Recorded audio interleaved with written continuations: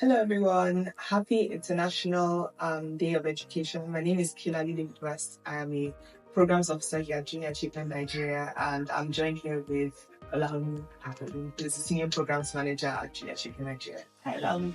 Hi, Kilali. How are you doing today? Very well, thank you. Yes, How are you? I'm good. I'm good. It's a very good day. International Day of Education. All of our programs focus around education. We focus around schools. And the theme of the discussion is artificial intelligence and education challenges and opportunities. So I want to ask, how do programs prepare the next generation for the evolving global economy impacted by AI and tech? All right, thank you. And I think the first thing to state here is what we do at Junior Achievement Nigeria, because that's where everything flows from. So Junior Achievement Nigeria is a non-profit that is focused on creating a world in which young people have skill sets and mindset to build thriving communities. And we focus on 4 key areas, which we call our core pillars: entrepreneurship, digital literacy, financial literacy, and work readiness. And if you're looking at a very important skill set in today, which that is digital skills, and most especially the artificial intelligence skills. And so the best way, to create an opportunity for young people to acquire this is to package this into a program that they can easily access. Whether they're in primary school, whether they're in secondary school, whether they're graduates. And so this is done in a way that is suited to their level of education, level of cognition, level of experience, such that we're able to meet them at their level. So the programmatic approach has proven successful over the years. I mean, from all the things we've done over the years, we've seen the impact of the programs we've implemented for young people. So, designing it to a program helps us to meet them where they are and give them these skills.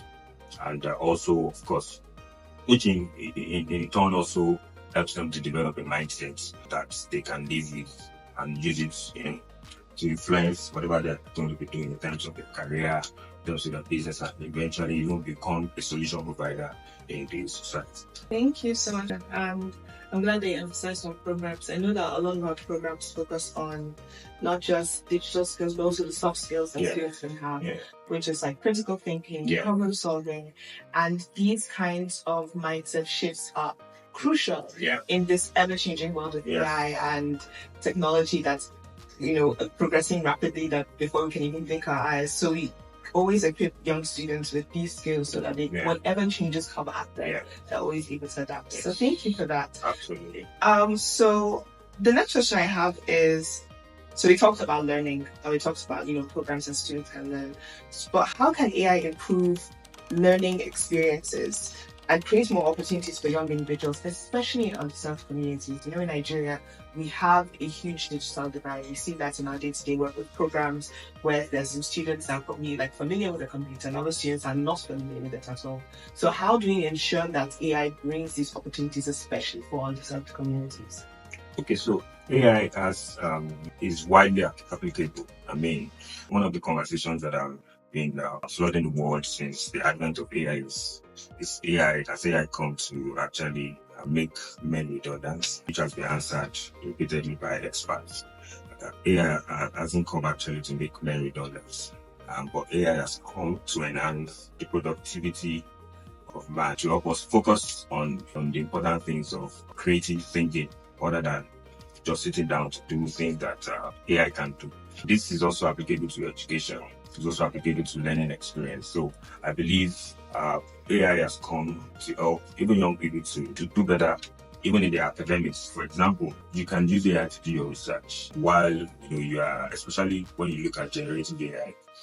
Once you have an understanding of what you want to do, you can put these things down and use AI, using the right prompts, and to bring out the right result for you. And what you'll be doing is just refine it to make sure it is fully aligned with what you do. Because in terms of bridging the gap for underserved communities, that's something that is really tough. The good thing is that we don't leave them like that. Thanks to our sponsors, our partners that have been working with us over the years, we've always found a way to make sure that they are not left behind. So these are the ways by which we are also leveraging AI as a skill that needs to be acquired we're also leveraging it to also equip young people with skills that is relevant to their life. So one of the things I noted down is how, it's a team effort at the end of the day. You need to make do with the gaps of the infrastructure. You need to make do with the gaps of network. And the only way you can do that is with collaboration with partners, collaboration with government agencies, and hopefully, inspiring policy changes with the government to say, okay, this is something that we need to invest in for our economic future. Continuing the conversation, it's interesting how we already have a program that's going to address the need of training young people with AI, right? But I'm thinking about other programs that we run. How do you foresee our programs adapting in the coming years to align with technological advancements such as AI? I know that Junior Achievement Nigeria over the years had to add digital literacy as a curriculum because of COVID, because of the fact that, oh wow, we actually have a huge digital presence. So are we going to see a similar change with the rise of AI and all these technological advancements? And what do you see for our programs in the future? Okay, fantastic. Yeah. It's interesting to know that our flagship program at Junior Achievement Nigeria, the company program, has also adopted AI into its curriculum. Because the good thing about us at Junior Achievement Nigeria is that we are not just we're not just a local organization. We're a member of a global network of junior achievers coordinated by Junior Achievement worldwide. And what this helps us to achieve is to make sure that our programs are relevant, they're up to date, and so that's what informed the updates of the curriculum of company programming. And so the company program doesn't just focus on teaching entrepreneurship now. Everyone that goes through the company program, from this year 2025, we'll be learning about artificial intelligence, we'll be learning about green economy, we'll be learning about technology and development. And another important thing that I have to say is also that it's not just about in terms of the programs itself, it's also about how we do what we do as well. Because as an organization as well, every staff is expected to also leverage AI. So that's something that also helps us in our productivity and also helps us to make sure that whatever our work is efficient as possible. Thank you so much. And you touched upon some really good points, especially like how we're going to integrate it with our programs, how we're going to integrate it as in our operations as day-to-day staff. But I also feel like it's important to also highlight the benefits of AI and integration with our facilitators, our teachers, thinking the benefits for them, especially when it comes to educating the students or facilitating these trainings, whether it's on entrepreneurship or financial literacy. I think it also offers, that possibility to improve their workflows and for them to focus more on the mentoring and teaching and the learning with students. So thank you so much for the conversation. I'm really enjoying this conversation, Olaolu. But I have one final question, which is, so what message would you like to share with educators, partners, and young people as we celebrate this day today? Okay, so once again, Happy International Day of Education. Over the years, 25 years, going now. We've been doing it in partnership with stakeholders in the education space.